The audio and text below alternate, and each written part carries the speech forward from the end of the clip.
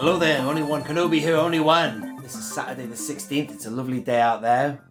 And well, it's bright, so I can film in the natural daylight. And I've got something I need to open for you. And it's quite a lot of items in here. This has come from Butler 3D.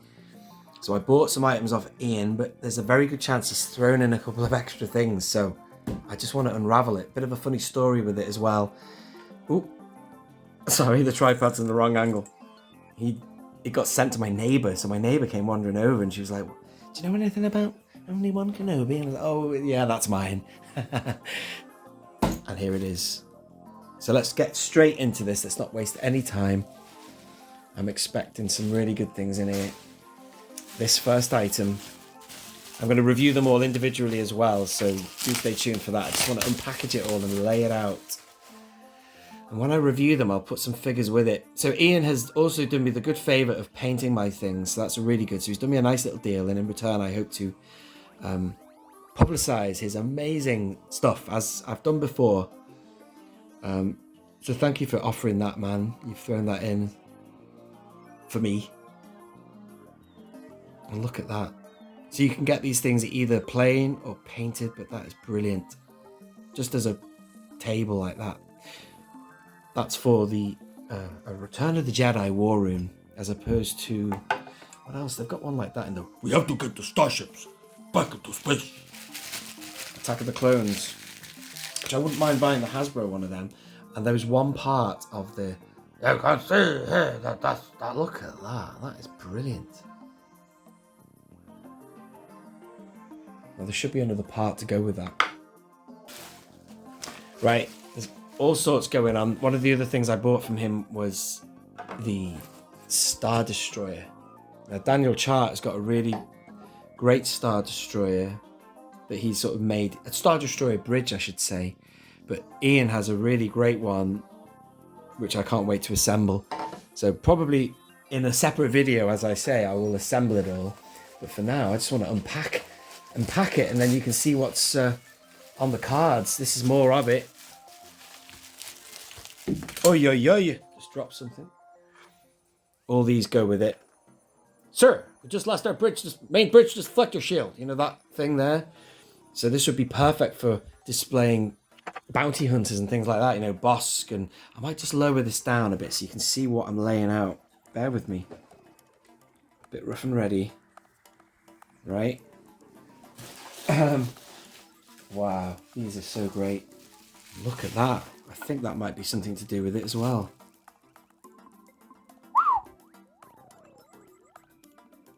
I mean, everything in the Empire is grey anyway, so I assume that's a grey resin plastic.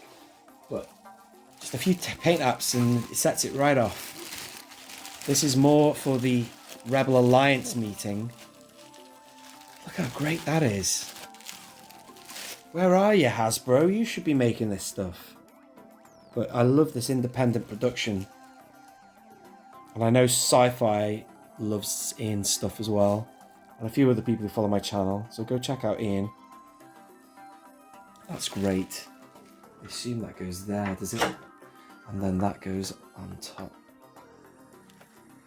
But most important of all, we know that the Emperor himself is personally overseeing the final phase of this battle station. I'm not quite sure where that goes, Ian. I'll have to check that out. And I'll sort that when I review it. What else do we have in here? Wow, look at the texture of that. No, it looks like he has painted that. Has he painted it grey? I don't know, Ian. You'll have to let me know what the original colour is. I usually pin Ian's comments. No, I think it is a grey plastic. This is all fantastic. Can't wait to build all that. There. Oop. Aye, aye. Another bit there.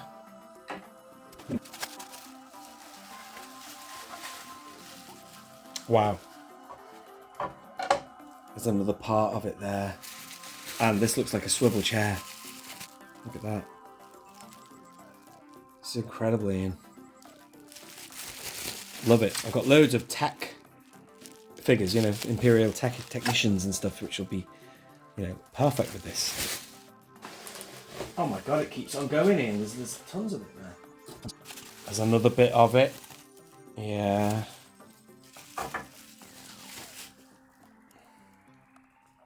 Great.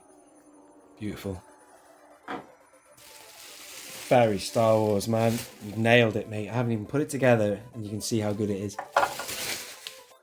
That's interesting. That's floor paneling, isn't it?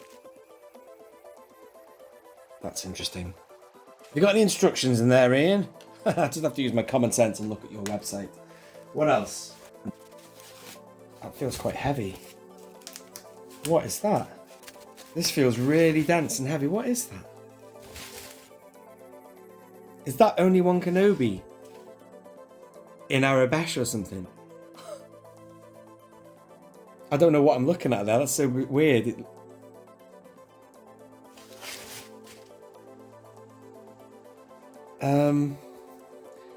That looks like it's backwards, like Kenobi. I don't know how they write Arabesh, but again, Ian, please, if you want to pin a comment and then let me know. But that feels cool. That feels like it could be Beskar. Now, Ian did have a Beskar thing that he had at Celebration. I didn't see Ian at Celebration, sadly, last year, but I would have loved one of those Beskar things with the Imperial signet on. So this is the last thing that I'm going to unpack, and this is what started my recent spree by getting a few things from him.